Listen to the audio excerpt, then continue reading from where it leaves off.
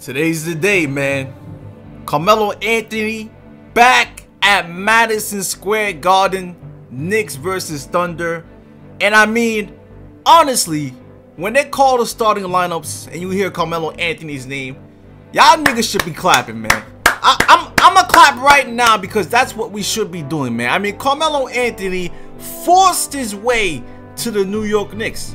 When's the last time a player forced his way into the Knicks organization? You know how bad the Knicks organization has been. You know James Dolan is terrible. He's a terrible owner. I mean, as bad as the Knicks have become and have been throughout the last decade, Carmelo Anthony wanted to be a Knick. He forced his way in here. I mean, Amar'e Stoudemire signed there the previous summer, but Carmelo Anthony forced the trade. He didn't want to wait. He wanted to come to the Knicks at that time in 2011. When he came, listen, that Garden, the night versus the Bucks, it was special, man. It felt special. It felt like there was a different vibe to the Garden. It was OD. And I remember that ending of the season when the Knicks took on the Celtics. Amar'e Stoudemire had a nice game one. Carmelo Anthony dropped 42 points in game two. They could not stop this man. And the Knicks just, they didn't have enough pieces to compete, to be honest, man. I mean, look at all the point guards Carmelo's went through. Started with Chauncey Billups. Sometimes it was Tony Douglas, Iman Shumpert, Jason Kidd. I mean, Raymond Felton. Remember Jeremy Lin?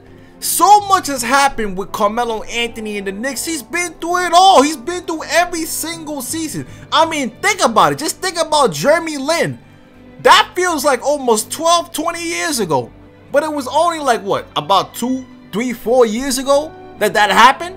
I mean, Jeremy Lin, people were debating whatever it was, you know, how Carmelo was going to integrate back with Jeremy Lin.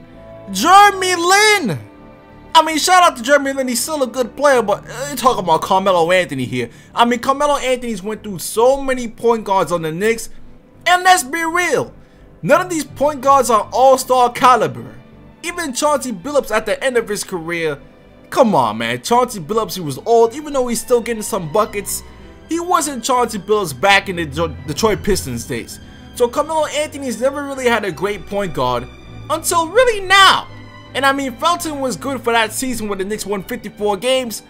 But it was still Raymond Felton, man. A little bit too much complaining. A little bit too much chubby hubby Tootsie Roll going for the layup stuff. Yeah, Raymond Felton. And honestly, Carmelo also never had a really healthy Amar'e Stoudemire on the Knicks. I mean, Amar'e Stoudemire, ever since Carmelo came there, has never been healthy. He's never been 100%. Which was odd because before Carmelo came, he was dominating. You know, he had that stretch where he had a couple of 30-point games in a row. I think it was 9 30-point games in a row. Broke the Knicks record. And he was beasting, man. So I thought when they came together, they could kind of mesh. But both of them needed the ball in their hands. We never got a point guard. But, you know, it's just unfortunate what Carmelo Anthony had to go through for the Knicks. And you remember all those lobs to Tyson Chandler? I mean, Carmelo Anthony's had some magical games at the Garden. 62 points versus the Charlotte Bobcats. That game on Easter versus Derrick Rose and the Chicago Bulls. Back when Derrick Rose was Derrick Rose. MVP Rose. And you got Carmelo Anthony pulling up for 3 to not only tie the game, but to get the go-ahead bucket in overtime. I mean, that game was special, man. I mean, it was just an amazing experience that day, man. It was just an amazing game. Then you got the Knicks versus the Heat in the playoffs one time. And you remember the 54-win season when Carmelo Anthony was actually kind of in the MVP conversation, man. Because he was leading the league in scoring.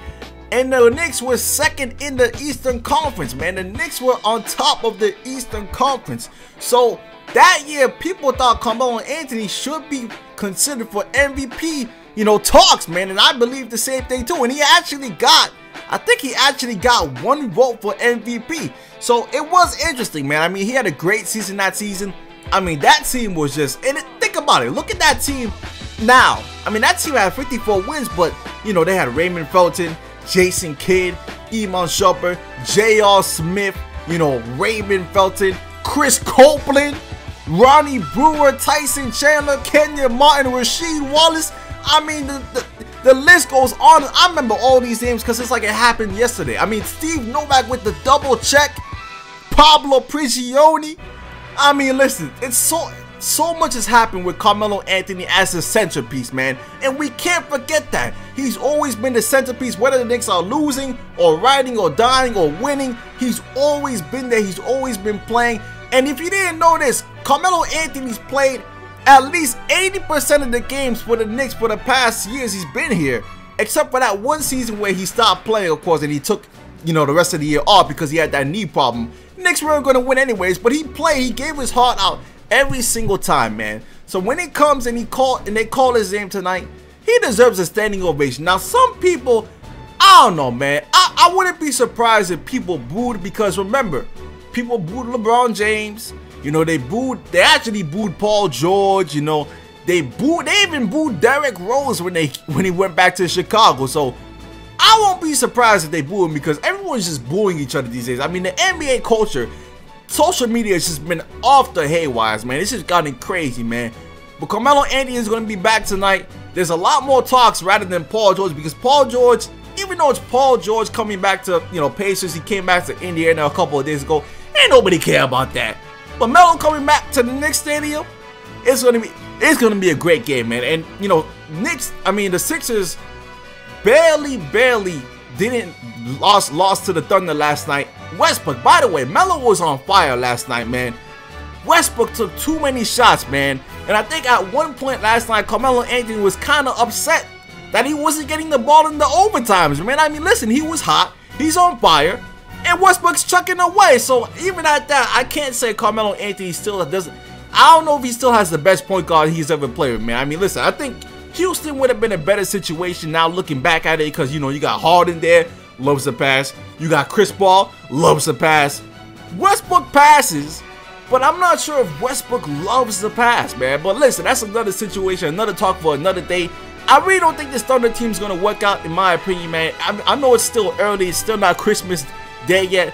But looking at the team right now, it's looking a little spooky, man. But as far as Carmelo Anthony versus the Knicks go, man, listen, Carmelo Anthony's been through so many coaches. Mike D'Antoni, Derek Fisher, Mike Woodson, Jeff Hornacek. He's been through it all, man. He's put his guts and his soul on the Knicks court. Every time he put on that uniform, he wanted to win, man. The least we can do is show our appreciation just this once, man. After they call the starting lineup, after that we could beat the Thunder's ass, man. Make sure y'all niggas put Carmelo on clamps, man. I don't want Carmelo to get a single point tonight. Honestly, I don't care. Listen, we'll clap for him in the starting lineup. All right, well, good job, Melo. Thank you for contributing to the Knicks for the past couple of years. Once they put that ball in the air, I want Porzingis to dunk on this nigga. I want Porzingis to drop 40 tonight, 45. I don't care. I want Enes Kanter versus his old team to dominate. Get 20 points, 15 rebounds. Enes, I know you can do that, Kanter. I want Frank Ntilikina to guard Westbrook and get 4 steals. I'm writing this down, man. I want to see all this happen. I'm going to be watching this game from start to finish. It's going to be lit, man. It's going to be lit, man. Hopefully the Knicks can win because the Thunder are a little bit tired from that triple overtime game last night. And people have been close to the Thunder, so the Knicks are a good home team. We might, and I think we should be able to pull out this victory, man. But listen, man, when Carmelo Anthony's names get called, shout out to Carmelo Anthony. He will be missed. I mean, this is the first NBA jersey I brought, man. I mean, Carmelo Anthony jersey. He's always been my favorite player. You know, now we got Porzingis on the team, so we moved on, man. And hopefully Carmelo Anthony's future is going to be looking bright. But we are focused on the Knicks, and the Knicks have to get this win tonight, man. I don't care what we got to do. We got to get this win, man. We've been playing well. Hopefully Porzingis suits up. But anyways, man, let me know what you think in the comment section, man.